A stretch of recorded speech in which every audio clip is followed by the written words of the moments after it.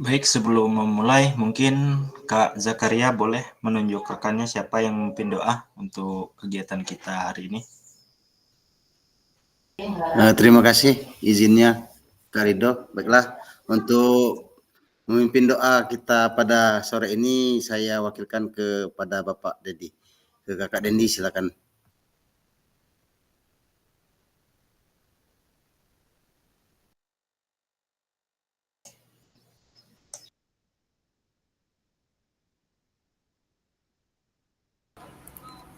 Baik, kakak-kakak, sebelum kita mulai acara sore ini, sebaiknya kita berdoa menurut agama dan keyakinan masing-masing. Kita berdoa, mulai.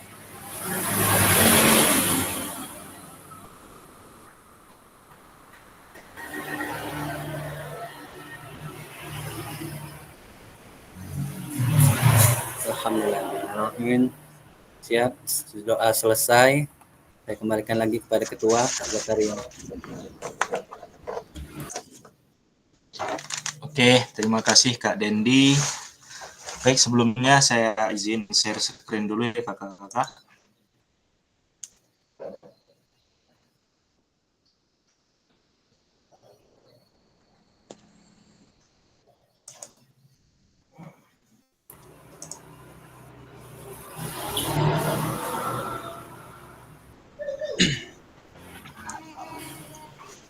Oke, untuk kegiatan kita hari ini materinya adalah pembelajaran PJOK yang berpusat pada peserta didik. Assalamualaikum warahmatullahi wabarakatuh. Salam sejahtera, Om Swastiastu.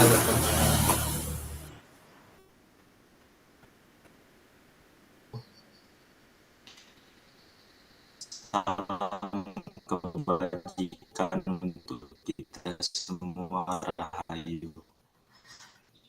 Baik kakak-kakak, seperti biasa sebelum kita memulai kegiatan, kita kesepakatan bersama. Yang pertama kita menyalakan kamera, kemudian mematikan mikrofon, hadir seutuhnya, menghargai waktu bersama, memaksimalkan fitur chat, klik raise hand terlebih dahulu sebelum bertanya. Gangguan teknis adalah hal yang wajar.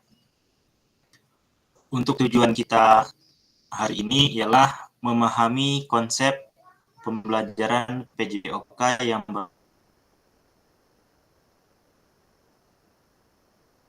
berpusat pada peserta didik, memahami minat peserta didik sesuai karakter bidang jasmani, sosial, emosi, dan mental sesuai usia.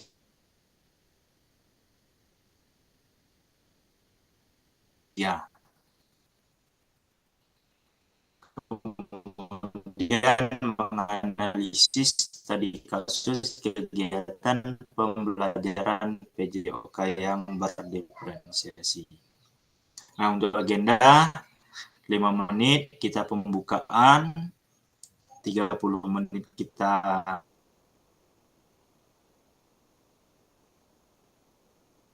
aktivitas pertama yaitu role play atau bermain peran. Kemudian 15 menit kita menuliskan peran guru sebagai peserta didik dalam pembelajaran Student Center Learning di Jamboard. Kemudian 10 menit kita menelaah berbagai macam karakteristik perkembangan peserta didik. Kemudian 10 menit mencocokkan tabel, 15 menit kita menganalisis contoh pembelajaran, kemudian 5 menit refleksi. Oke, sebelumnya kakak-kakak, ini ada pertanyaan, bagaimana praktik pembelajaran PJOK yang berpusat pada peserta didik? Nah, apa sih yang menandakan pembelajaran PJOK yang berpusat kepada peserta didik? Nah, sebelum kakak-kakak menjawab, maaf, apakah tampilan layar saya muncul? Tidak, Pak. Belum, Pak. Belum, Kak. Tidak muncul.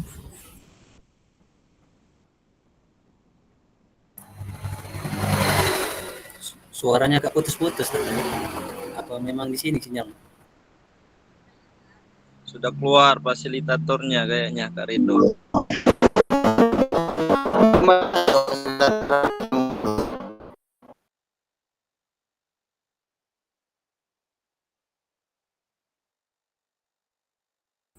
Maaf, kayaknya ini jaringan gale ini. Online. Sinyal gale ini nih. Jaringnya di Polres ini sambil ngezoom. Di rumah sakit, guys. Yang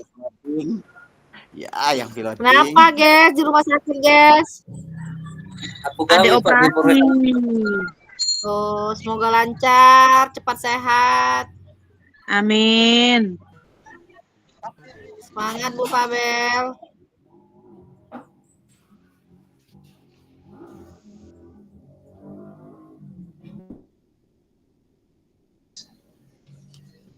Izin share screen.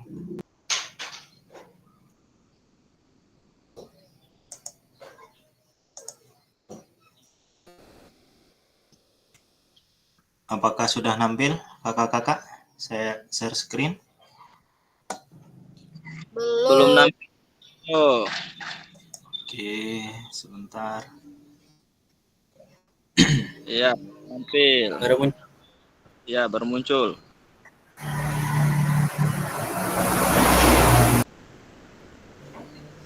Oke, kakak-kakak sekalian, di sini ada pertanyaan. Bagaimana praktik pembelajaran PJOK yang berpusat pada peserta didik? Apa sih yang menandakan pembelajaran itu berpusat pada peserta didik? Oke, sebelum dijawab,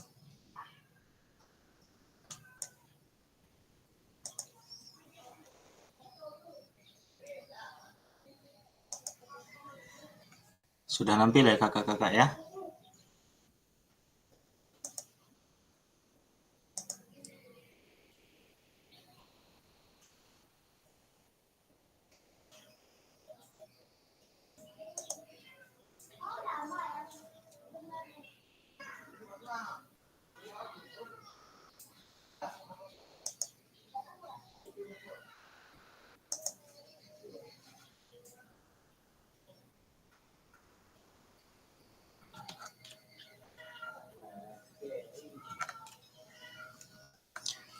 Oke, kakak-kakak, kita lanjut.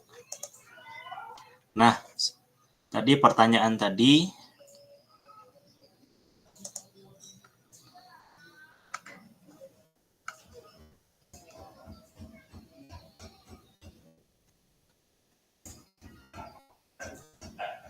oke, kakak-kakak, mari kita membayangkan sejenak beberapa hal yang mungkin sering terjadi di kelas-kelas kita.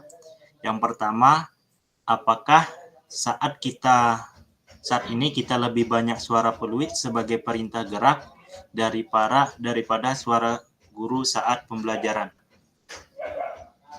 Ataukah pembelajaran semua gerak peserta didik harus sesuai dengan perintah guru? Oke, kakak-kakak, mungkin ada yang boleh dijawab saja di kolom chat keadaan kita saat ini. Apakah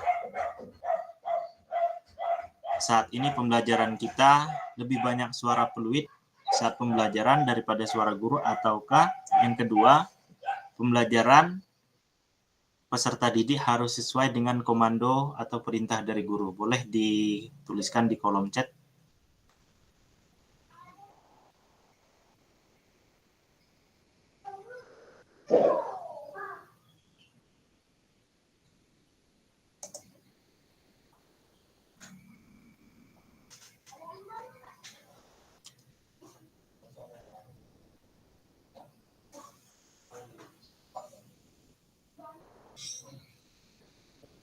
Oke, kakak-kakak, sebelum kita melanjutkan materi, di sini ada pendapat dari ahli tentang pembelajaran yang berpusat pada peserta didik.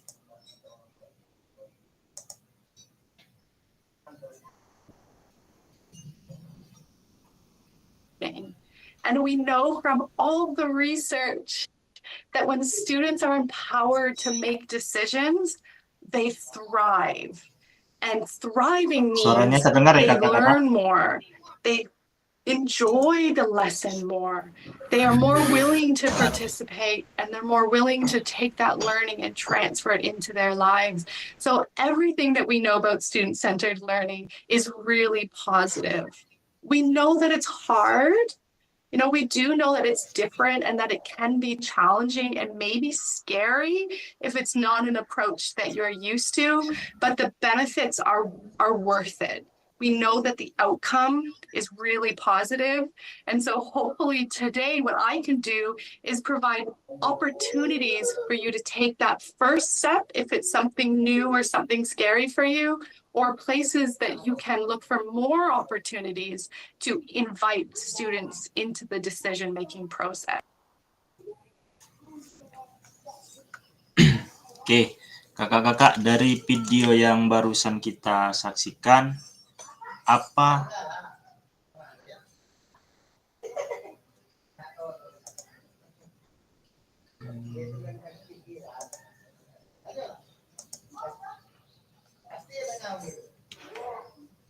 Oke, dari kakak-kakak sudah menjawab dan sudah melihat video.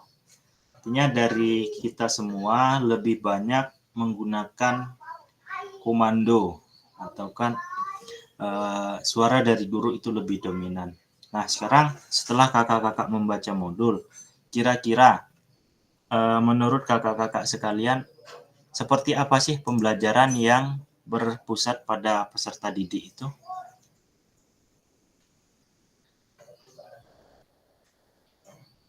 Boleh open mic kakak yang ingin menjawab.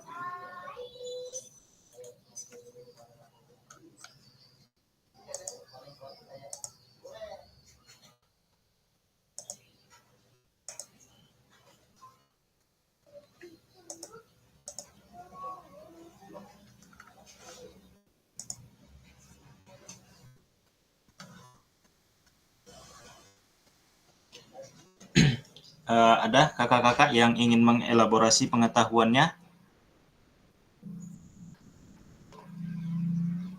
Baik, saya Kak. Oke, silakan Kak Ririn. Kalau menurut saya pendekatan yang berpusat pada peserta didik itu pendekatan pembelajaran yang menempatkan siswa sebagai pusat dan proses pelajar. Oke, ada yang lain dari kakak-kakak yang lain?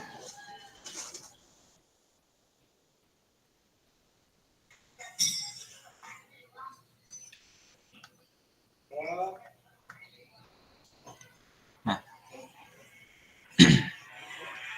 bagaimana praktik pembelajaran yang berpusat pada peserta didik itu? Mungkin kakak-kakak yang lain ada yang ingin mengelaborasi selain dari Kak Ririn tadi?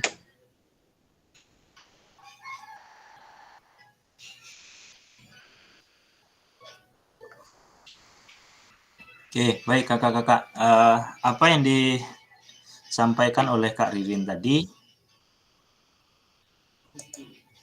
bahwasanya proses pembelajaran yang menjadikan peserta didik itu adalah model ataupun objek secara langsung dari setiap proses pembelajaran. Artinya mereka memiliki kesempatan untuk memilih dan menentukan apa yang akan mereka pelajari. Nah, kakak-kakak, mari kita melakukan aktivitas role play atau kita bermain peran. Jadi, kakak-kakak sekalian, yang pertama sebelum kita memulai kegiatan, tujuannya ialah kita memahami gerak fundamental. Tujuannya adalah kita melakukan dan memahami gerak koordinasi dengan benar. Kemudian peserta didik mengetahui efek dari latihan yang dilakukan. Kemudian peserta didik juga dapat menganalisis efek latihan yang diberikan melalui perubahan denyut nadi. Kemudian untuk asesmennya ialah melakukan set and pair assessment efek latihan yang telah dilakukan, melakukan analisis efek latihan yang diberikan melalui perubahan denyut nadi. Aktivitas pembelajarannya ialah latihan gerak koordinasi. Nah, langkah-langkahnya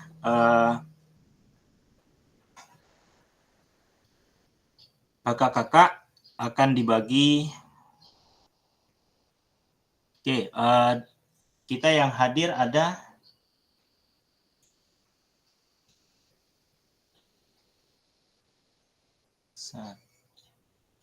7 orang ya. Kita yang hadir ada 7. Nah, nomor 1 kita urut ya kakak ya.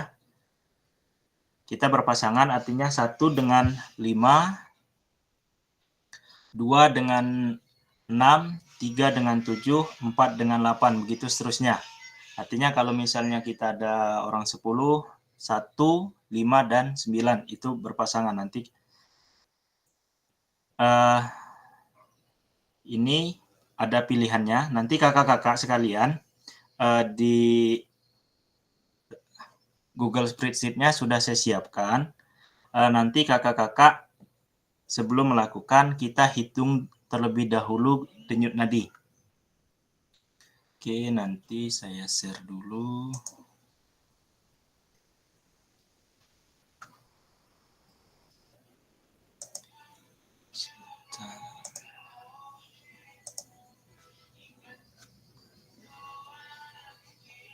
Sebentar ya kakak-kakak.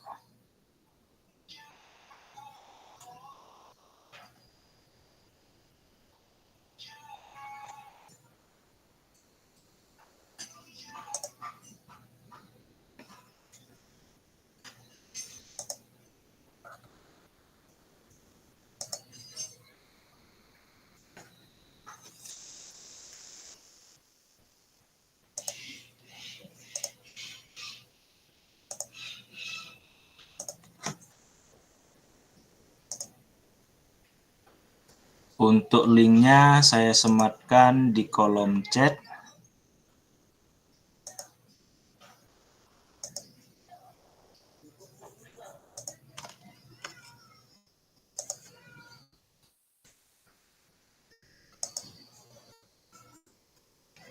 Oke, nanti kakak-kakak sekalian, sebelum melakukan kegiatan, boleh kita hitung terlebih dahulu denyut nadi. Mungkin boleh kita coba menghitung denyut nadi masing-masing kakak.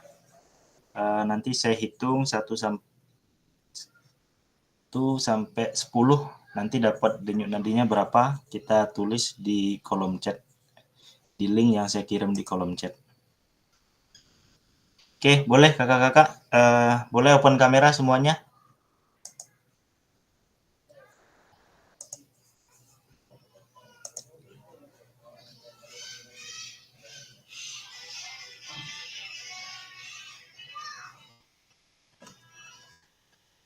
Boleh kakak-kakak untuk menghitung denyut nadi, boleh di tangan ataupun juga di bagian leher. Nanti kita hitung sama-sama selama 10 detik. Apakah sudah siap semua kakak-kakak?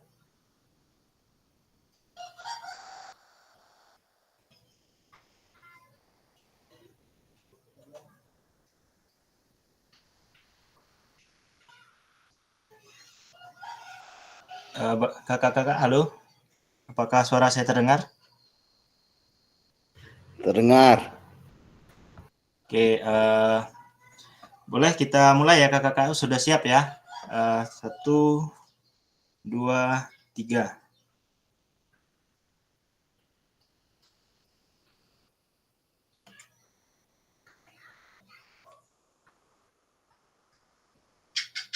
Oke, cukup. Oke, boleh diisikan di link yang sudah saya kirim di chat. Denyut nadi awal berapa? Nanti kita bandingkan dengan denyut nadi setelah kita melakukan kegiatan.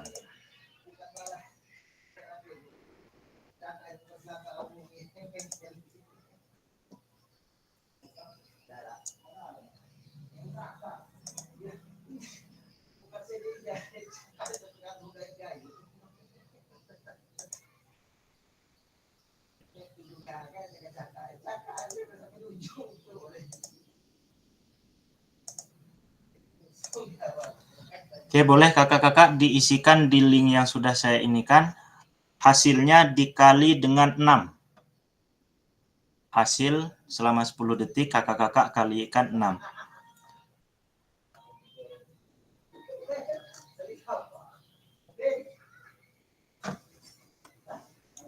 Nah, kakak-kakak kalau sudah, kakak-kakak boleh memilih gerakan-gerakan apa yang kakak-kakak sukai. Gerakan 1 sampai dengan 5. Yang pertama itu kombinasi membungkuk dan menekuk, jumping jack, lari di tempat, gerakan silang tangan menyentuh jari kaki, kemudian loncat di tempat. Boleh kakak-kakak open kamera, kita lakukan bersama-sama. Ya, ini adalah contoh gerak.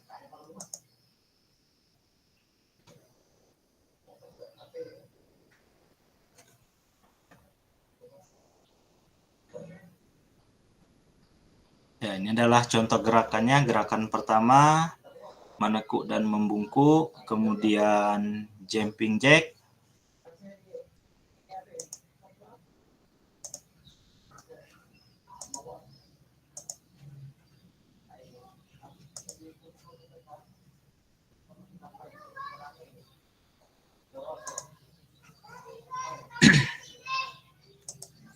boleh kakak-kakak kita lakukan selama 2 menit. Boleh open kamera. Silakan kakak-kakak pilih gerakan dari 1 sampai 5. Apakah gerakan kombinasi membungkuk, jumping jack, lari di tempat, silang tangan menyentuh kaki, atau loncat di tempat.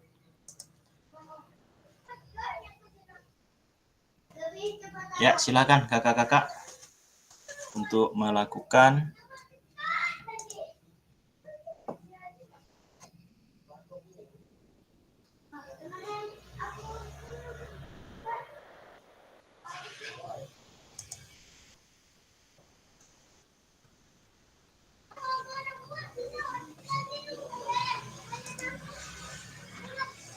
Yang baru ngisi di spreadsheet baru 3 orang.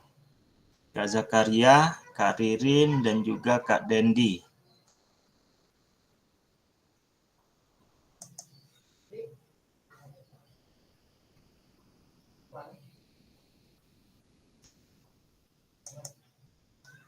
Oke, Kak Zakaria. Oke, kalau sudah melakukan, boleh dihitung kembali denyut nadinya per 10 detik, nanti hasilnya dikali 6, kakak-kakak.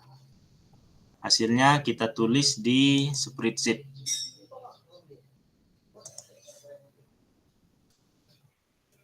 Oke, silakan kakak-kakak.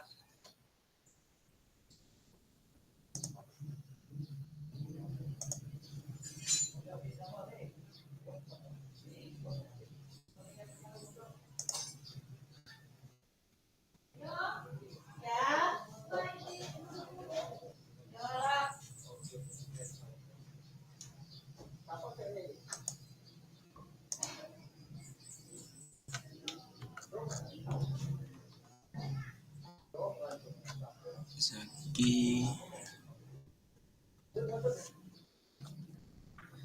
Oke, Kak Zakaria.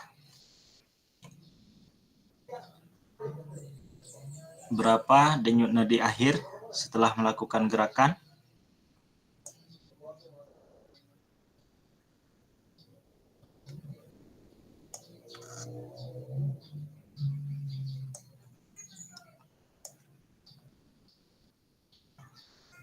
Oke, Kak Zaki Mubarok 180. 16 kali 6.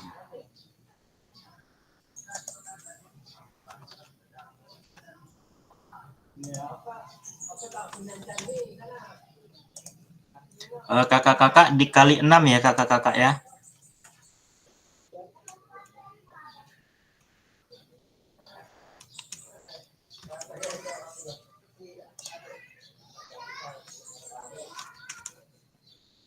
Itu maksudnya yang denyut terakhir ini ya Kak yang dikalikan 6 itu?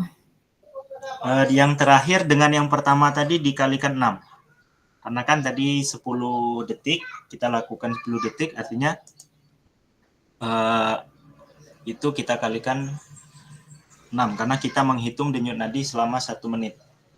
Oh, berarti ditambah dulu. Ya, ditambah berapa dapatnya, baru ditulis.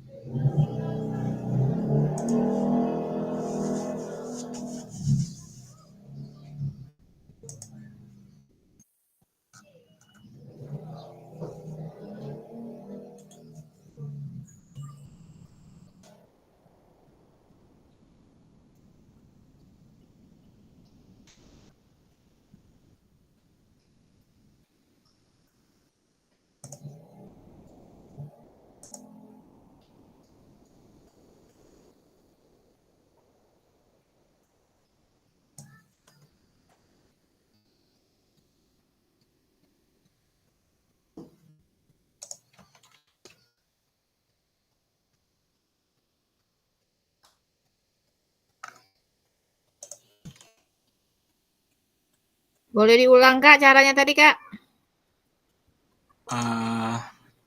Cara yang mana? Untuk penghitungan ya? Penjumlahan. Ya. Jumlah denyut nadi yang didapat selama 10 detik dikalikan dengan 6. Misalnya kakak dapatnya 20 dikalikan 6, jadi hasilnya 120. Ya. Ditambah lagi yang tadi, Kak, ya?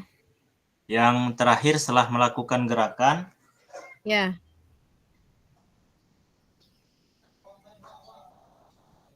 Dikali 6 juga. Kalau misalnya kakak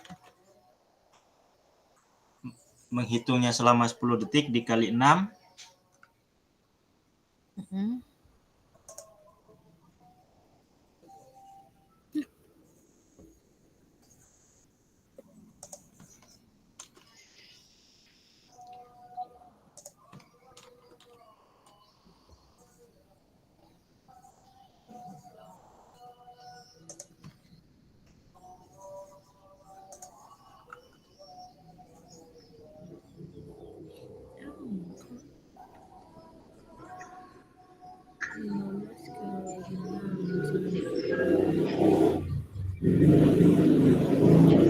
Sudah dapat kakak-kakak?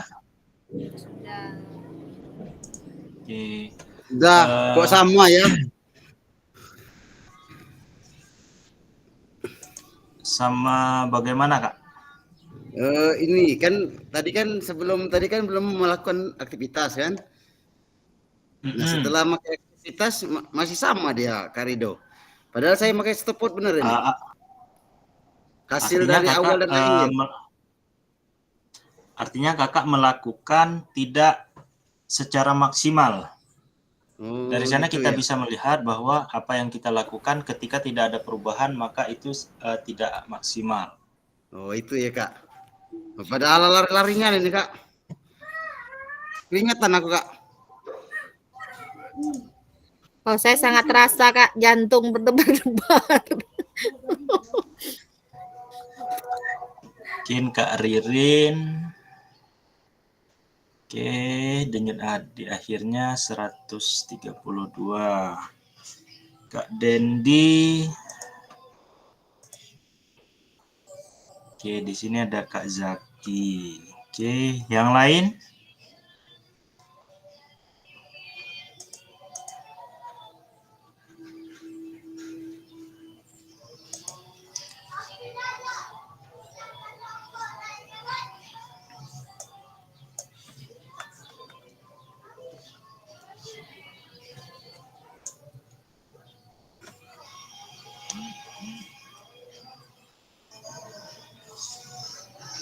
Oke, di sini coba saya mau ke Kak Zaki.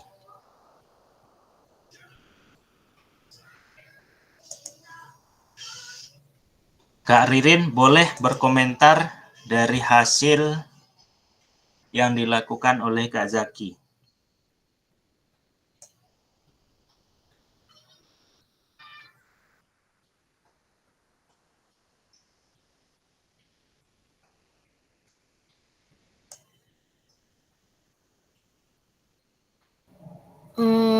Kak Zaki, kalau melihat dari denyut nadi yang pertama tadi 96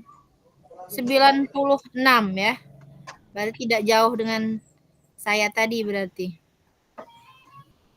Terus untuk yang denyut nadi yang terakhir 180. Berarti aktivitas yang dilakukan selama 10 detik tadi sangat maksimal, Kak. Kalau naik 180 itu. Saya saja tadi 9, ya maksimal. Tadi saya 90, 15 tadi ya. Tadi setelah melakukan aktivitas tadi, bukan hanya denyut nadi jantung pun berdebar cepatnya nih itu, Kak. Oke, Ya. Kalau boleh tahu, Kak Ririn menggunakan gerakan yang mana? Nah, nomor berapa tadi, Kak? Coba bisa lihat, Kak, tadi. Yang tadi gerakannya.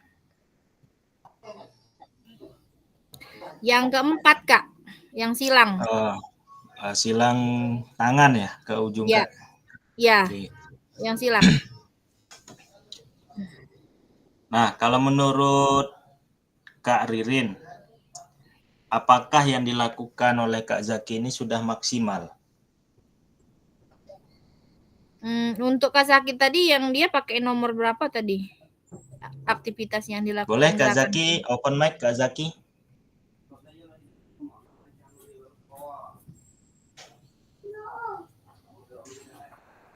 Halo Kak Zaki. Oh, lompat, gerakan nomor 5.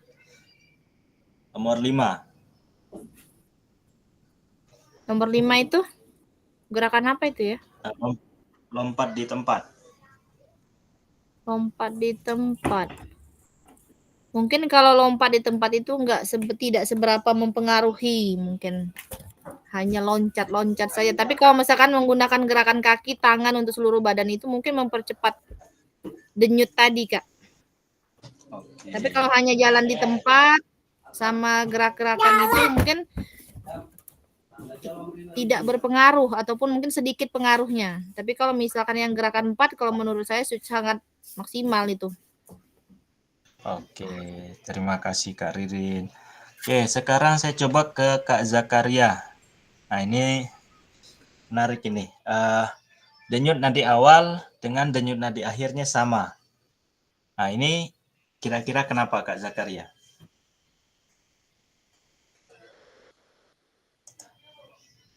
Apakah gerakan yang dilakukan oleh Kak Zakaria belum maksimal atau ada kesalahan?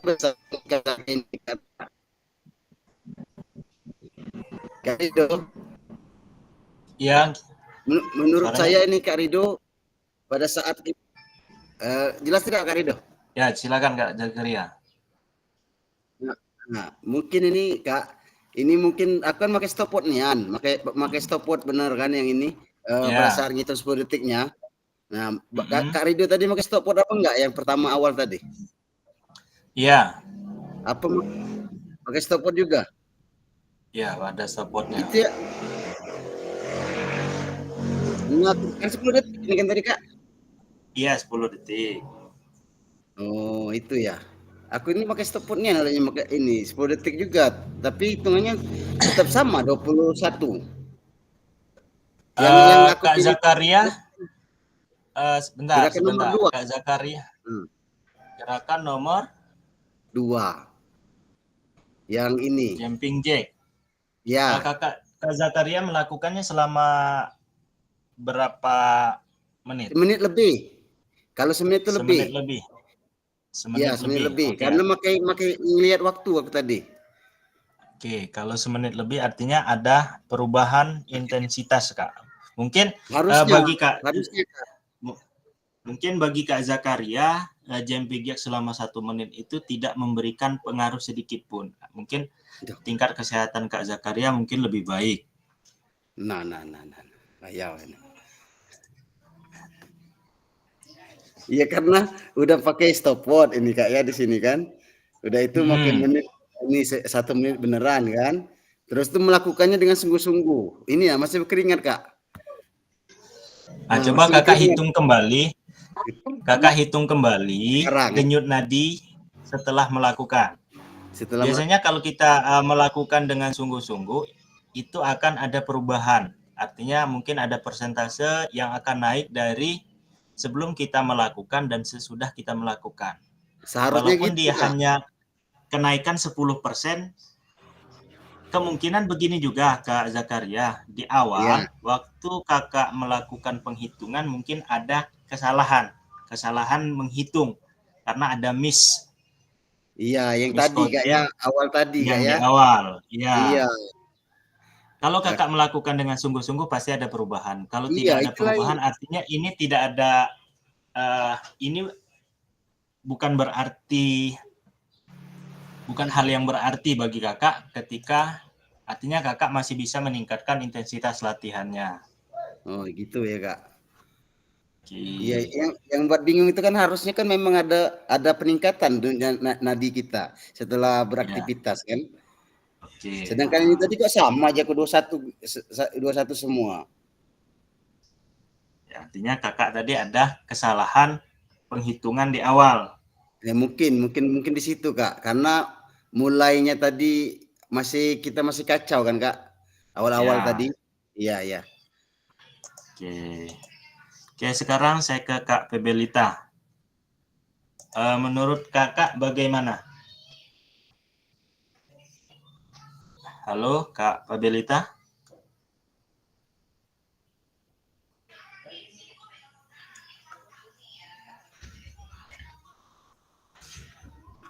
Oke, coba saya ke Kak Dendi. Kak Dendi. Siapa? Siapa? Boleh diceritakan tentang saya sendiri, Pak. Saya sendiri, Kak. Mungkin Kakak boleh menanggapi gerakan dari Kak Ririn. Pak siapa? Dia melakukan gerakan silang tangan menyentuh jari kaki dengan denyut nadi awal 90, kemudian setelah dia melakukan 132 kali per menit. Oke. Apakah Kak Ririn sudah melakukan dengan maksimal dan sungguh-sungguh ataukah bisa ditingkatkan lagi?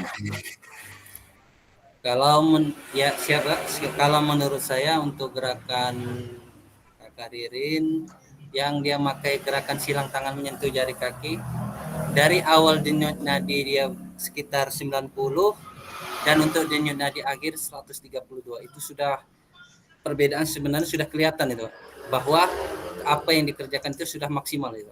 Jadi 90 dari sampai hampir 10-20-an. Menurut saya itu sudah maksimal.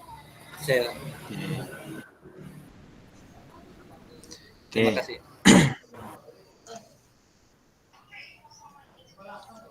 Oke, kakak-kakak, di sini ada pertanyaan.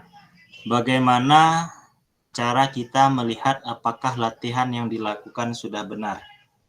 Nah, mungkin ada yang mau menjawab.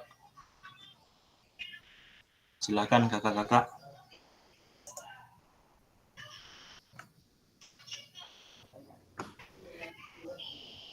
Baiklah.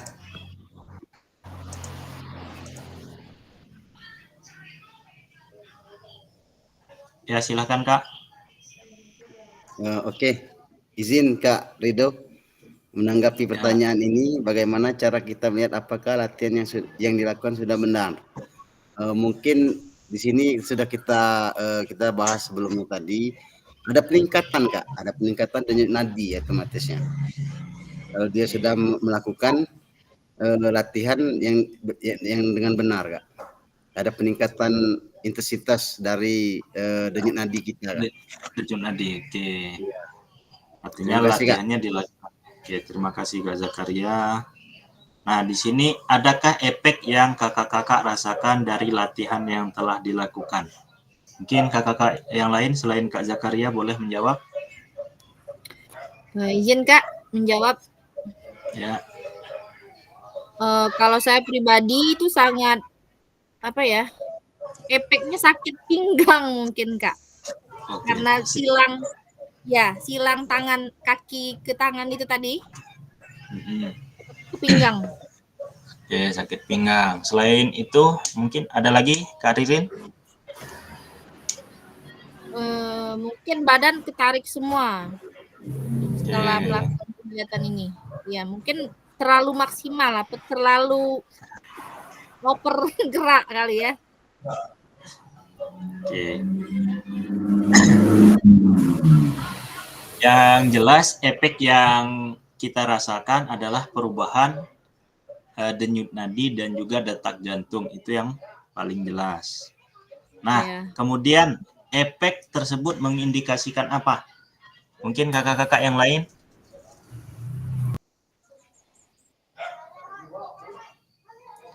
Ada Kak Dendi, Kak Indoparma, Kak Endrawanto, Kak Silvi, Kak Sarial, boleh?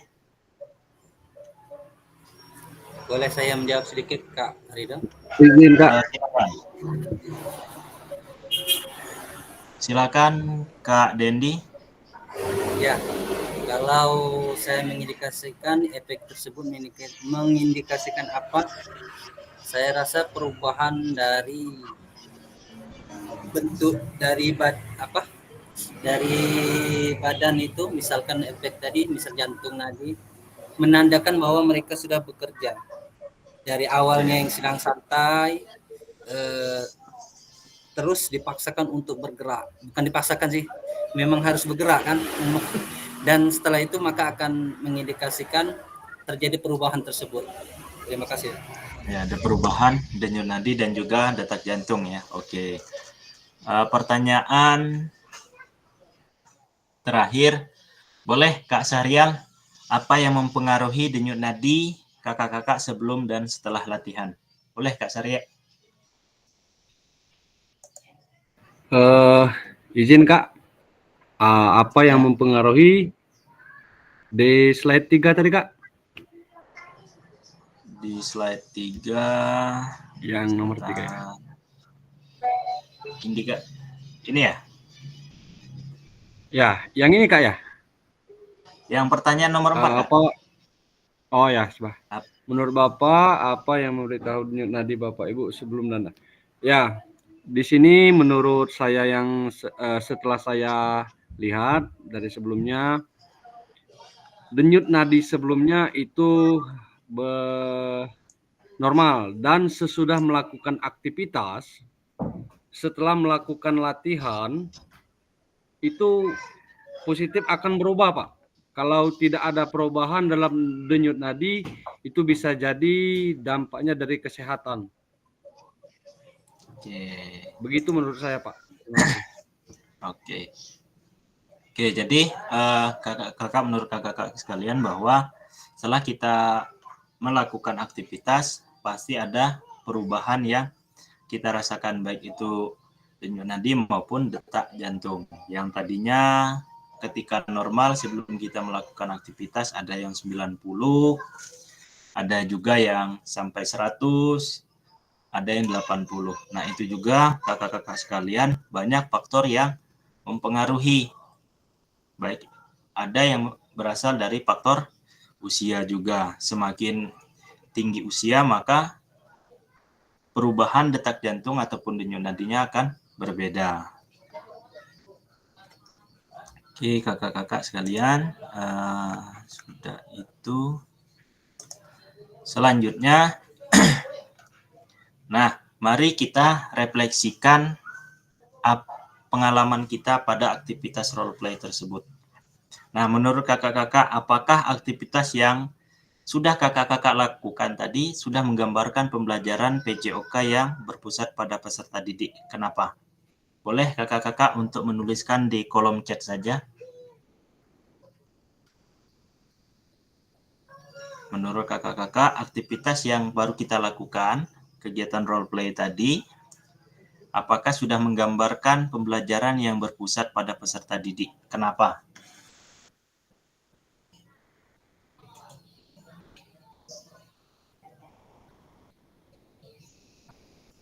Ya, silakan kakak-kakak untuk menuliskan di kolom chat.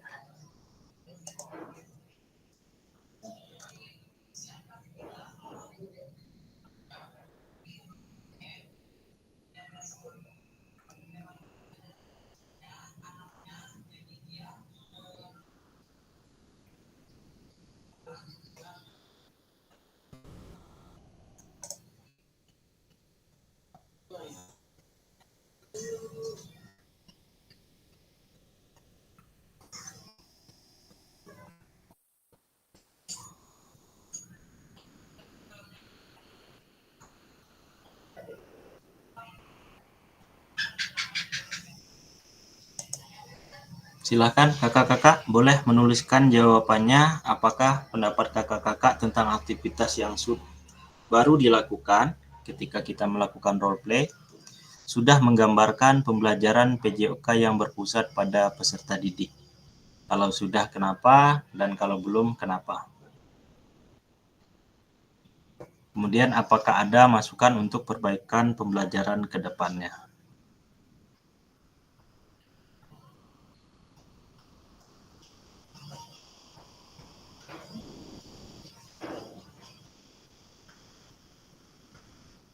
Oke, Kak Zakaria. Belum karena masih di komando. Oke. Kakak-kakak yang lain? Baru Kak Zakaria.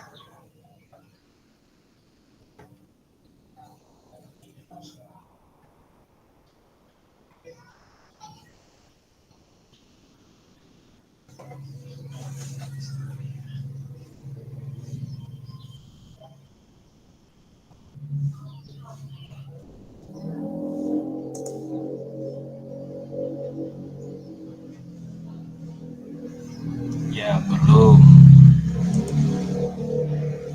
Kak Ririn, belum karena masih mengikuti instruksi. Oke.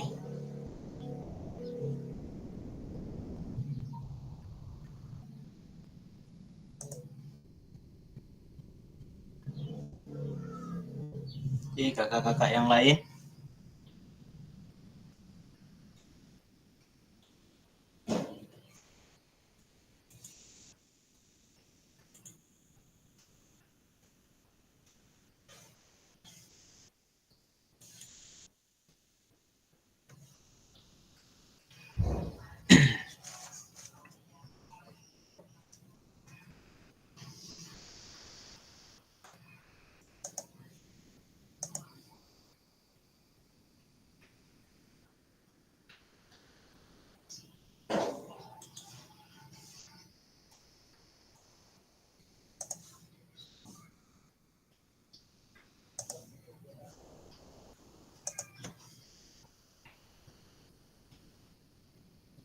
Oke, Kak Zulfikar masih mengikuti instruksi.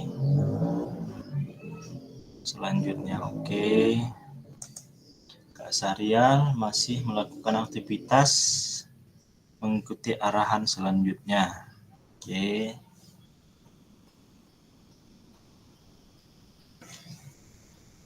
Oke, kakak-kakak. Pada dasarnya, tanpa kakak-kakak sadari bahwa pembelajaran tadi, kegiatan role play tadi kita sudah menggunakan pembelajaran yang berpusat pada peserta didik. Kenapa?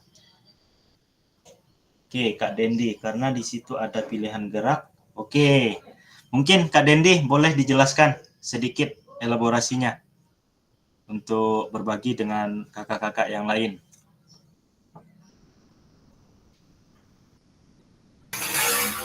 Baik, terima kasih Kak Rido. Kalau menurut saya tadi di waktu Kak Rido menyuruh untuk memilih gerakan 1-5, di situ saya sudah terpikir bahwa kita sebagai guru sudah memberikan pilihan kepada siswa atau peserta didik kita. Mana yang akan mampu mereka lakukan, 1, 2, 3, 4, 5. Misalnya ada yang mampu satu, ya pilih satu, pilih dua, kedua. Di situ alasan saya. Terima kasih. Oke. Jadi pembelajaran yang kita lakukan atau kegiatan role play tadi sudah termasuk pembelajaran yang berpusat pada peserta didik ya Kak Dendi ya? Ya. Ya, kakak-kakak. Pada dasarnya betul apa yang dikatakan oleh Kak Dendi tadi bahwa pembelajaran tadi itu sudah termasuk dalam pembelajaran yang berpusat pada peserta didik. Karena apa? Karena tadi kakak-kakak saya berikan pilihan gerakan dari 1 sampai 5. Artinya kakak-kakak sudah menentukan. Ada yang memilih gerakan pertama, kemudian ada yang kedua, kemudian ada yang memilih gerakan nomor 4. Nah, itu salah satu indikasi bahwa kita sudah menerapkan pembelajaran yang berpusat pada peserta didik. Pada hakikatnya, pembelajaran yang berpusat pada peserta didik adalah ketika peserta didik diberikan kewenangan untuk menentukan gerakan ataupun jenis pembelajaran seperti apa yang mereka lakukan. Tapi dengan konteks kita tetap bertuju pada tujuan pembelajaran kakak-kakak sekalian. Seperti halnya ini tadi yang baru kita lakukan. Nah, tujuan pembelajaran, aktivitas pembelajaran adalah latihan gerakan koordinasi. Kemudian tujuannya melakukan dan memahami gerak koordinasi dengan benar, mengetahui efek dari latihan yang dilakukan, kemudian kakak-kakak juga dapat menganalisis efek latihan yang diberikan melalui perubahan denyut nadi. Tadi kakak-kakak semua sudah menyampaikan bahwa ada efeknya apa setelah melakukan. Efeknya adalah perubahan denyut nadi, kemudian perubahan detak jantung.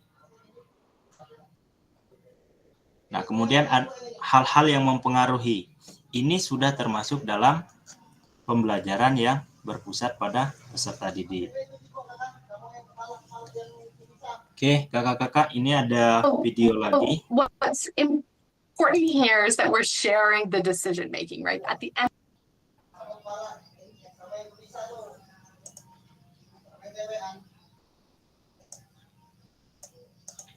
What's important here is that we're sharing the decision making, right? At the end of the day, that's what student-centered learning is. We're thinking about the student first. So we're looking at where is their skill level, what are their strengths, what are their areas for improvement. And that comes from a relationship with your students. So knowing your students helps you to plan the appropriate movement skill that meets them where they're at so that you can progress their learning. But it also means that we invite them into the decision making. So we share the decision making, and that's the key word that I want to emphasize today. We don't give away the decision making. So it's not that you don't have any control anymore and students have all the control. That's not what we're saying. There's a sharing of that responsibility. And we can share decisions around who, what, where, when, how.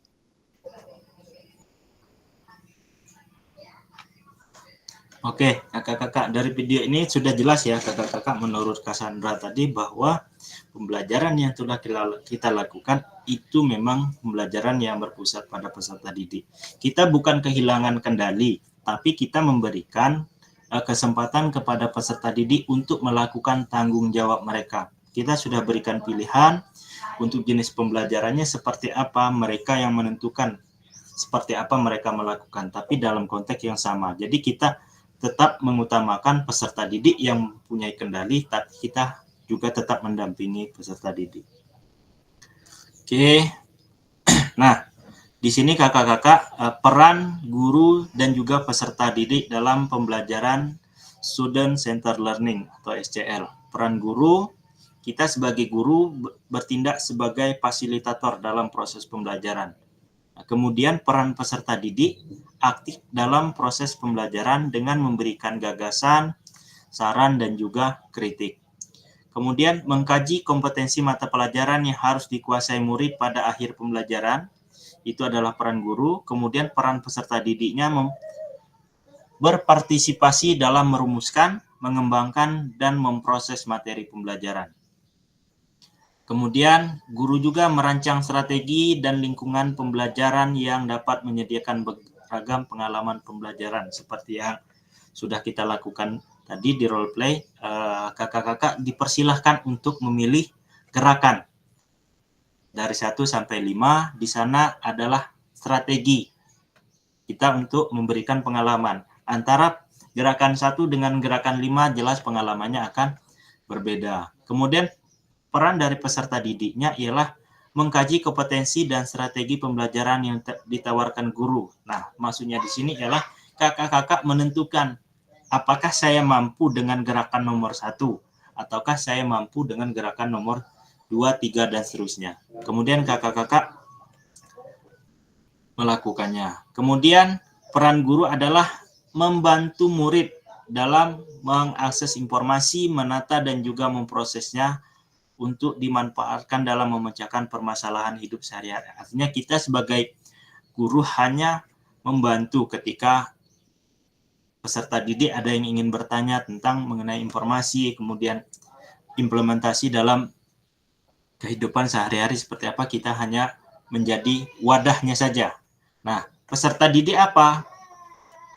Tugasnya ialah membuat rencana pembelajaran untuk mata pelajaran yang diikutinya. Sepertinya PJOK, materinya adalah kebugaran, mereka menentukan sendiri. Oh, mungkin minggu depan saya akan melakukan kegiatan jogging atau renang dan lain sebagainya. Kemudian mengidentifikasi dan menentukan pola penilaian hasil belajar murid yang relevan dengan kompetensi yang akan diukur. Artinya kita menentukan seperti apa penilaian yang akan kita lakukan dari proses pembelajaran yang telah kita sampaikan kepada peserta didik. Nah, peserta didik tugasnya apa? Belajar secara aktif dalam kelompok maupun individu, baik itu mendengar, membaca, menulis, diskusi, pemecahan masalah, serta terlibat dalam kegiatan berpikir tingkat tinggi seperti analisis, sintesis, dan juga evaluasi. Seperti yang telah kita lakukan di role play tadi, kakak-kakak sudah menganalisis, kemudian mensintesakan seperti apa kegiatannya, dampaknya seperti apa, kemudian kakak-kakak mengevaluasi. Tadi sudah ada yang melakukan evaluasi bahwa ada yang melakukannya belum sepenuhnya maksimal, mungkin ada yang baru setengah kemampuan yang dikeluarkan. Nah, kakak-kakak, dalam student center learning ini kita seperti yang dikatakan tadi bahwa kita ini sebagai fasilitator. Kita melatih peserta didik untuk melaksanakan tanggung jawab atas kegiatan pembelajaran yang kita pandu atau kita bimbing. Agar apa? Agar materi, kemudian kegiatan, terus penilaian itu sesuai dengan capaian pembelajaran yang kita harapkan. Nah, dalam kegiatan SCL ini, kita sebagai guru atau sebagai fasilitator dapat mendorong perkembangan peserta didik karena kita bukan satu-satunya sumber belajar peserta didik. Nah, kakak-kakak, jenis-jenis pembelajaran student center learning apa saja yang pernah kakak-kakak praktikkan dalam pembelajaran? Boleh dielaborasi atau disampaikan? Boleh open mic?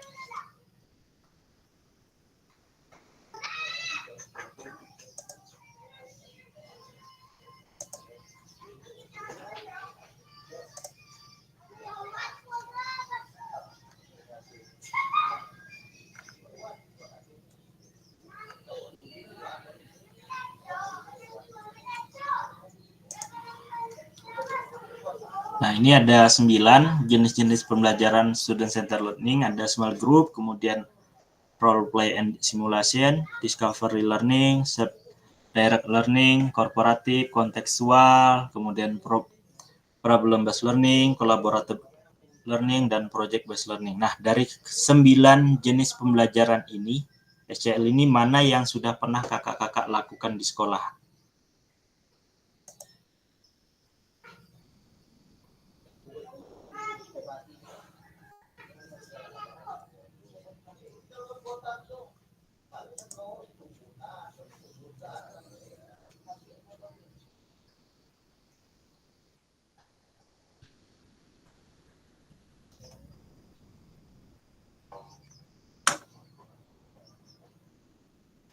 Ayo kakak-kakak boleh ditulis saja di kolom chat jenis-jenis pembelajaran yang sudah pernah kakak-kakak lakukan di sekolah. Small group ini adalah diskusi kecil dalam kelompok, kemudian role play dan simulasi yang seperti barusan kita lakukan adalah bermain peran dan kita mensimulasikannya. Discovery, direct learning. Oke, Kak Syarial, boleh? Ya, terima kasih Kak atas waktunya. Di sini cerita sedikit, saya sudah menerapkan yang nomor 2, role play and simulation. Terus saya melakukan lari bolak-balik tentang denyut nadi tadi yang kita pelajari sebelumnya. Saya sudah melakukan itu Pak. Tapi simulasi untuk kedaya tahan tubuh Pak. Oke, boleh. Selanjutnya, benar yang kita bahas tadi, sudah melakukan aktivitas, berarti denyut nadi itu akan berubah dengan sendirinya. Nah, untuk ke peserta didik, itu untuk lari bolak-balik banyak sekali perbedaan. Ada yang hanya 1 atau 2 kali dan seterusnya. Terus kita melakukan denyut nadi tadi, menghitung denyut nadi berapa dan berapa, membedakan antara siswa dan siswa lainnya. Begitu Pak. Terima kasih. Oke. Ada lagi yang lain?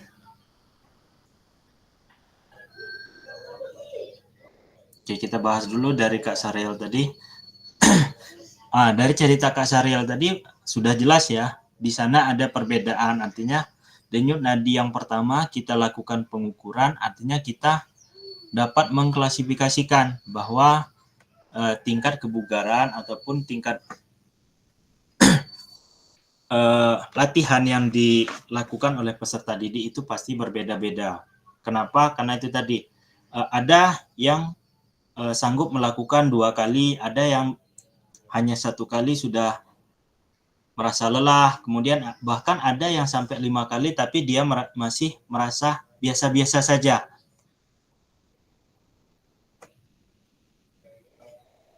Nah, Ya, jadi benar begitu Kak. begitu. Nah, jadi kan artinya kita bisa menilai bahwa untuk tingkat kebugaran ataupun kesehatan dari semua siswa itu tidak bisa kita samaratakan.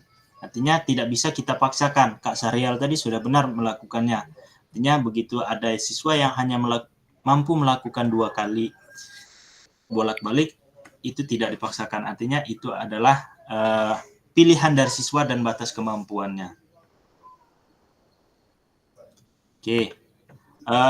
Kegiatan selanjutnya, karakter perkembangan peserta didik. Nah, karakter peserta didik ini ada 4. Yang pertama jasmani, sosial, emosi, dan juga mental. Kemudian untuk tingkatannya ada dari PAUD, SD, menengah, dan juga atas. Oke, kakak-kakak sekalian, mungkin kita akan mencocokkan karakter daripada peserta didik sesuai dengan bidang dan usianya. Nah, yang pertama, karakter berjalan, berlari, merangkak, memanjat, melompat, menendang, menarik, melempar, dan memukul bola. Kira-kira ini masuk ke bidang apa dan di usia berapa?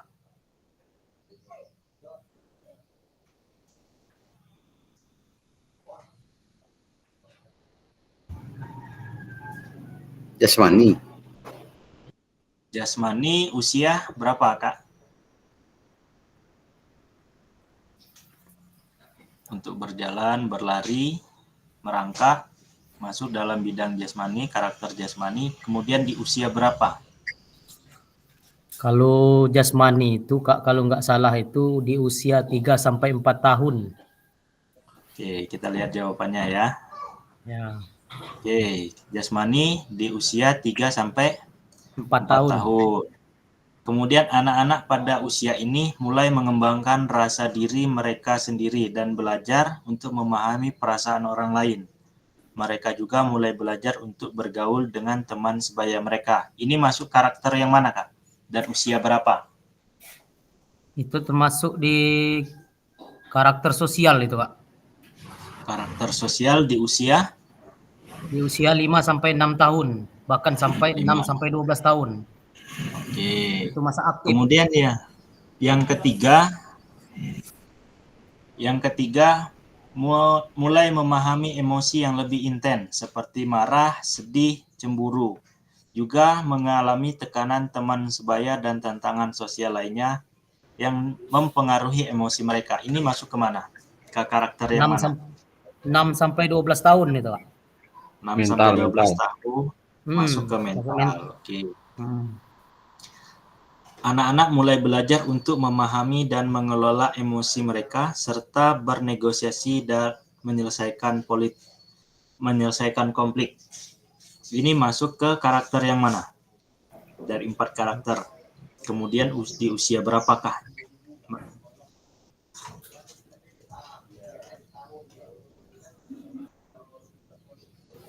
Mental, Pak. Dari usia 12 sampai 18 tahun. Oke, kita lihat jawabannya. Yang pertama tadi betul, jasmani. Kemudian sosial betul, emosi, dan yang terakhir mental. Untuk usianya, berjalan dan berlari itu masuk ke usia 0 sampai 2 tahun. Kemudian sosial itu 5 sampai 6 tahun.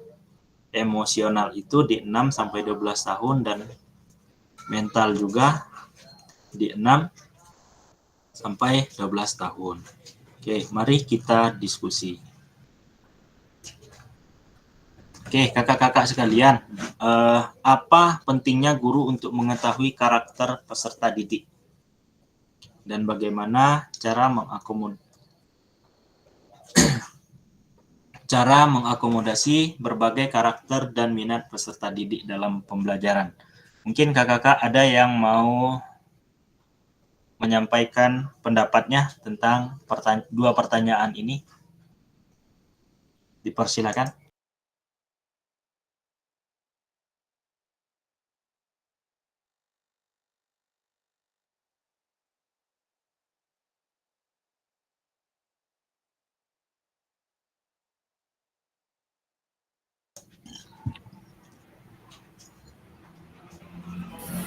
Silakan kakak, Kak Dendi.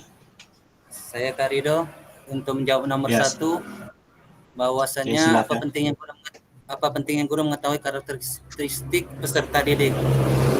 Kalau menurut saya pentingnya itu agar dapat menyusun pembelajaran yang akan ke depan untuk mengetahui peserta didik tersebut sesuai dengan karakteristik peserta didik tersebut agar kita bisa memilih mana yang cocok atau yang nyaman untuk peserta didik tersebut. Terima kasih. Oke. Selanjutnya, cara kita mengakomodasi berbagai karakter dan minat peserta didik dalam pembelajaran. Mungkin kakak-kakak yang lain?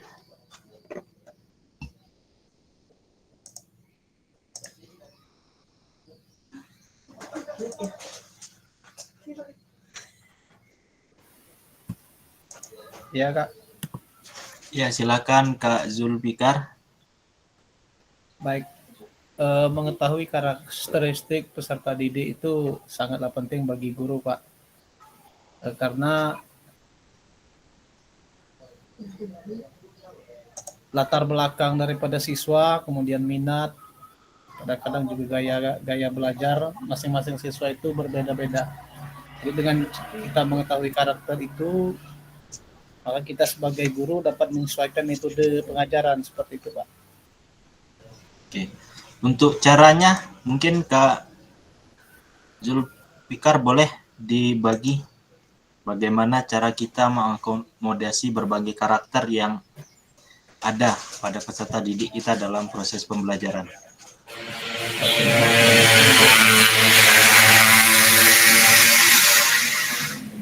Mungkin lanjutkan dengan yang lain. Ya, silakan peserta yang lain, kakak-kakak yang lain. Oke, Kak Syarial silakan. Ya, terima kasih Kak. Kalau menurut saya cara mengakomodasikan peserta didik itu harus memenuhi kebutuhan dan minat peserta didik dalam proses pembelajaran. Kurasa kita harus memenuhi dulu apa yang kita harus kerjakan atau di pembelajaran, begitu Pak. Oke, kakak-kakak kita lihat jawabannya ya kakak-kakak. Untuk ya, apa pentingnya kita sebagai guru mengetahui karakter peserta didik, betul yang disampaikan oleh kakak-kakak tadi, bahwa setiap kebutuhan setiap siswa itu pasti akan berbeda antara murid satu dengan yang lain, kemudian daerah satu dengan yang lain, itu akan berbeda, menyesuaikan dengan keadaan lingkungan. Misal kita ambil contoh, di daerah perkotaan dengan di daerah pedesaan itu akan berbeda pembelajaran. Di daerah perkotaan mungkin mereka untuk melakukan jogging ataupun lari itu akan sangat sulit, tapi berbeda dengan kita untuk melakukan jelajah alam ataupun jogging di lapangan, di alam itu akan lebih mudah karena memang wilayah kita ataupun geografis di tempat kita alamnya seperti itu. Nah, bagaimana caranya untuk mengakomodasi berbagai karakter dan minat peserta didik dalam pembelajaran?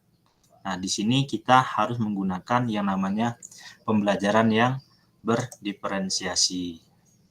Ini salah satunya ya kakak-kakak ya. Boleh menggunakan pembelajaran yang lain yang kira-kira bisa kita mengakomodir dari berbagai karakter peserta didik yang ada di tempat kita mengajar. Oke, kakak-kakak, ini pembelajaran yang ketiga ialah pembelajaran diferensiasi dalam PJOK. Nah, pembelajaran diferensiasi ini adalah usaha kita untuk menyesuaikan pembelajaran di kelas untuk memenuhi kebutuhan belajar individu murid menurut Tomlinson. Nah, mungkin di sini ada 3 yang mendapat kita gunakan dalam diferensiasi pembelajaran PJOK. Yang pertama ada konten, kemudian proses, dan juga produk. Mungkin kakak-kakak sudah pernah ada yang menerapkan ini di sekolahnya, boleh untuk berbagi pengalaman?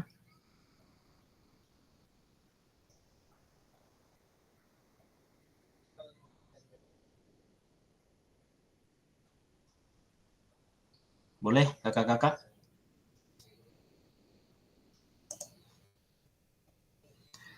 Untuk diferensiasi konten ini, kita menerapkan strategi yang berbeda dalam organisasiannya, kemudian format penyampaian kontennya juga berbeda. Konten ini adalah materi pengetahuan, konsep, dan keterampilan yang perlu kita peserta didik pelajari berdasarkan kurikulum. Artinya seperti permainan role play tadi, itu sudah termasuk dalam diferensiasi konten. Kenapa? Karena peserta didik menentukan pilihannya. Di sana mereka diberikan 5 pilihan dan mereka sendiri yang menentukan seperti apa gerakan yang akan mereka lakukan. Proses pun sama, artinya mereka berlatih dan memahami isi konten. Artinya ketika kegiatan sudah dilakukan, kita sudah menghadirkan pilihan, mereka memahami dan berlatih sesuai dengan pilihan yang mereka pilih tadi. Kemudian untuk diferensiasi produk merujuk pada strategi membedakan produk hasil belajar murid, hasil latihan, penerapan, dan pengembangan apa yang telah dipelajari. Ini sama, kalau di role play tadi sudah kita lakukan, ternyata produknya akan berbeda-beda. Ada yang sudah maksimal, ada yang sudah 100%, dan ada yang masih 80% dari denyut nadi yang dilakukan. Oke kakak-kakak. Nah, setelah membaca dan berdiskusi, di sini ada pembelajaran 1-2 tentang contoh langkah-langkah pembelajaran diferensiasi di LMS tadi. Apa kendala kakak-kakak alami dalam melakukan strategi pembelajaran berdiferensiasi dalam PJOK? Kemudian gagasan apa yang kakak-kakak dapatkan dari contoh-contoh penerapan strategi berdiferensiasi di modul? Boleh kakak-kakak jawab di kolom chat.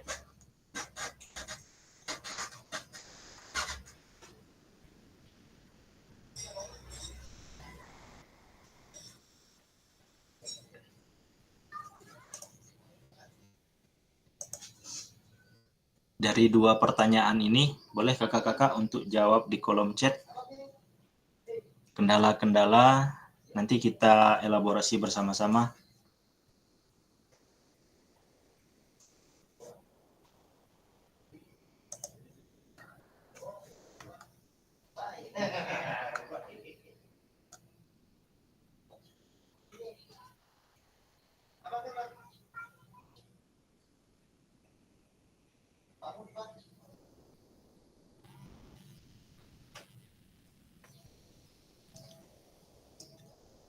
Silakan kakak-kakak untuk menuliskan di kolom chat dari pertanyaan yang ada.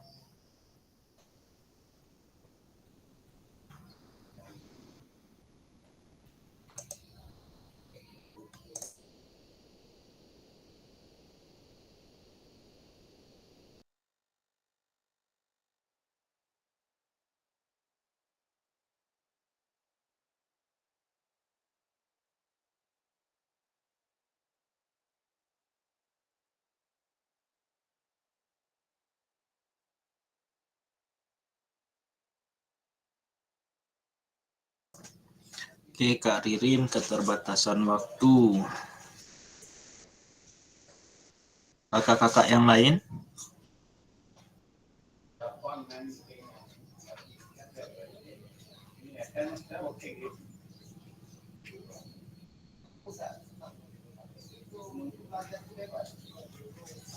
Keterbatasan sarana dan prasarana yang ada, Kak Sastra.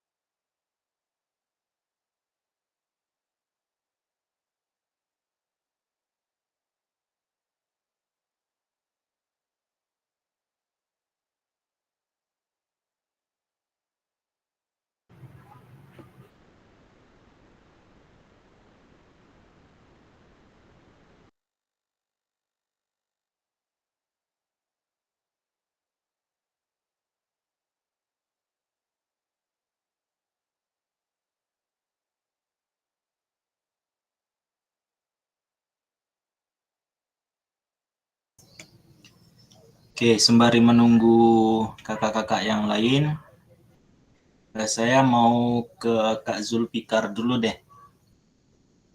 Mungkin bisa diceritakan kesulitannya, Kak, seperti apa? Atau ada dari kakak-kakak yang lain boleh memberikan sarannya tentang masalah yang kakak Zulfikar alami.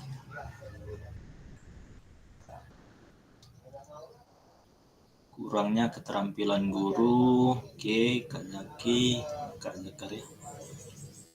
Menggabungkan metode diferensiasi konten dan proses karena metode ini saling berkaitan. Oke.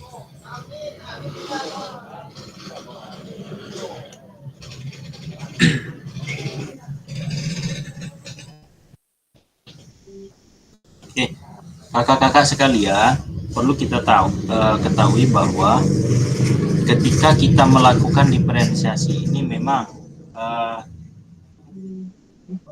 kita harus menyiapkan banyak materi.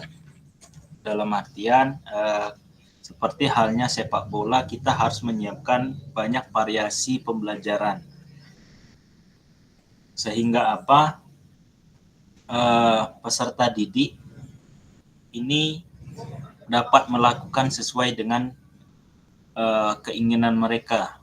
Cenderungnya mereka ke materi itu ke bagian mana, misal bagian passing dengan umpan 1-2 ataupun dengan cara menggiring bola, melewati rintangan, ada seperti itu. Untuk diferensiasi ini kakak-kakak, kita memang dituntut untuk kreatif. Kreatifnya dalam apa? Seperti yang disampaikan Kak Zaki, kurangnya keterampilan guru. Artinya di sini memang kendala paling menonjol sekali ialah ketika kita kurang kreatif dalam menyusun strategi pembelajaran ataupun juga kontennya. Kata Kak Zakaria, di sini kita harus, ya betul, konten dan proses itu bisa kita berkaitan. Seperti kita bermain role play tadi, kontennya adalah banyak pilihan, prosesnya peserta didik memilih sesuai dengan kemampuan. Tapi kakak-kakak sekalian, yang menjadi kunci dalam pembelajaran diferensiasi ini, kita sesuaikan dengan tujuan pembelajaran kita.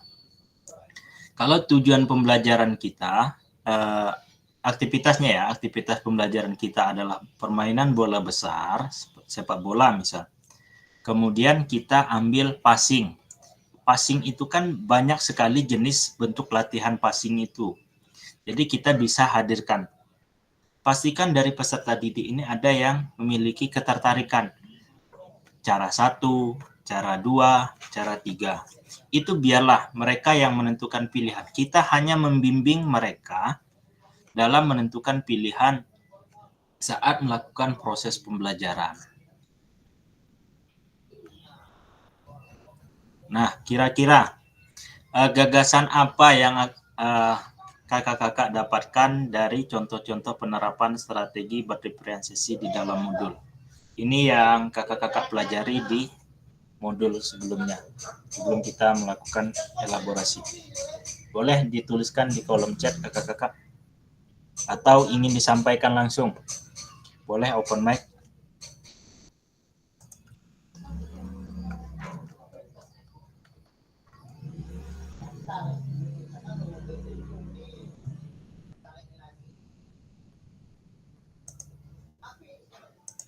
Silakan kakak-kakak.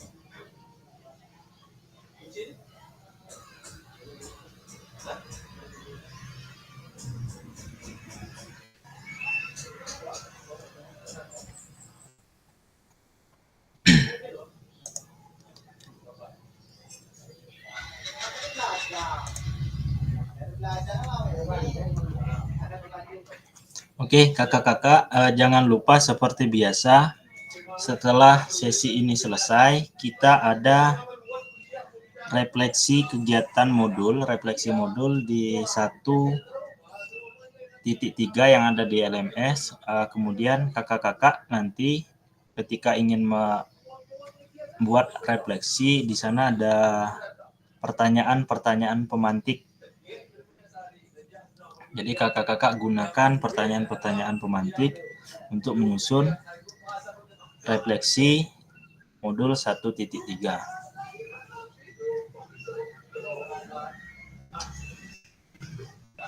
Baik, sebelum kita mengakhiri kegiatan, mungkin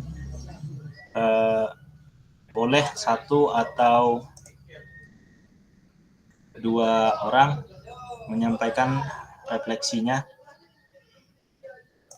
tentang modul kita hari ini.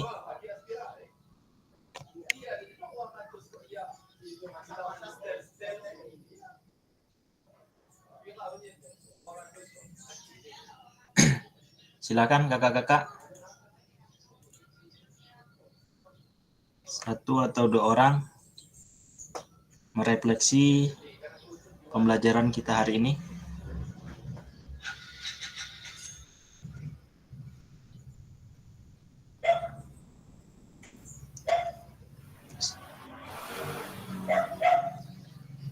Oke, Kak Zulfikar, silakan.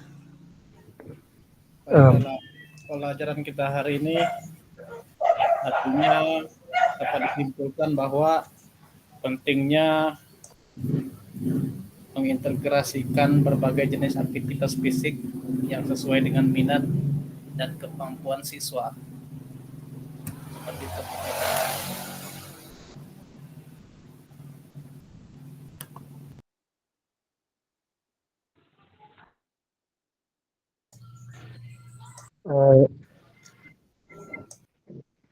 Silakan Pak Hendrawanto. Mohon maaf, terima kasih atas waktunya Kak. Ya, ini sebenarnya bukan menjawab, tapi saya ingin bertanya Kak. Kendala di tempat saya ini, gimana kalau kita, kan di tempat saya ini peralatannya kurang Pak. Nah, jadi saya lebih banyak ke penerapan sarana prasarana yang dimodifikasi. Itu kira-kira itu berpengaruh enggak dengan siswanya Kak ya? Maksudnya tadi. Pengaruh yang bagaimana Kak dalam proses pembelajarannya? Iya, dalam proses pembelajarannya itu berpengaruh apa enggak di kurikulum kita? Ya, kalau misalnya seperti itu, seperti materi sebelumnya, kita ada yang namanya pemanfaatan aset kekuatan. Ketika kita mengalami kesulitan dalam sarana dan prasarana, kita boleh memanfaatkan modifikasi peralatan yang kira-kira itu dapat membantu proses pembelajaran kita berlangsung. Jadi tidak masalah kakak-kakak. Yang terpenting adalah apa yang kita sampaikan, materi yang kita ajarkan itu tersampaikan kepada peserta didik kita. Jadi tidak masalah untuk kita mau memodifikasi, justru hal itulah yang kita harapkan. Artinya kita harapkan kenapa? Kita mampu mengeksplorasi aset-aset yang ada di sekitar kita. Misalnya aset lingkungan, sosial, kemudian fisik. Seperti waktu itu ada yang pernah bertanya juga, seandainya saya tidak ada lapangan lompat jauh, sedangkan saya harus mengajarkan lompat jauh, bagaimana solusinya? Ya solusinya adalah ketika kita tidak punya bak lompat, kita bisa menggunakan matras. Tapi sudah matras juga kita tidak ada. Boleh nggak kita buat? Boleh. Kita menggunakan apa? Mungkin menggunakan kain bekas, ataukah mungkin menggunakan serabut kelapa yang dimasukkan di dalam karung sebagai pengganti matras. Itu boleh. Artinya yang berpengaruh itu adalah ketika kita tidak menyampaikan materi itu kepada peserta didik. Begitu ya Kak Hendra ya? Oh iya ya Kak, makasih. Terima kasih atas infonya dan ini sudah sangat memahami. Terima kasih ya. Oke, ada yang lain sebelum kita tutup?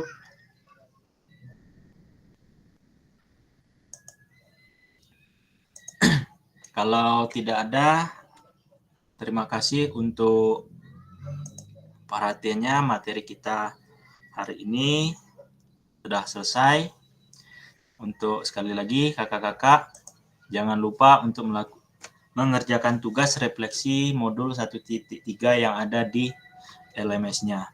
Batas pengumpulan tanggal 20. Oke, sebelum kita memulai mengakhiri, kakak-kakak boleh open kamera semuanya kita untuk dokumentasi.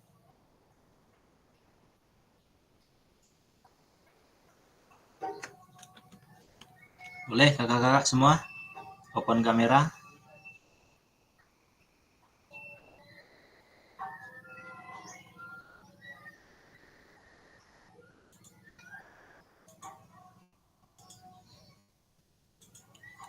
Oke, 1, 2.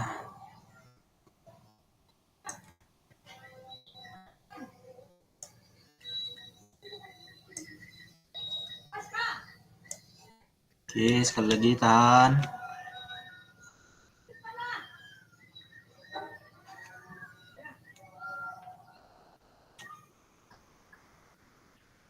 Oke.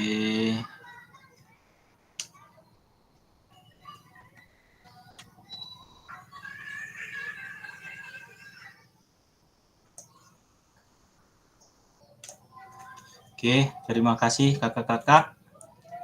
Izin stop record.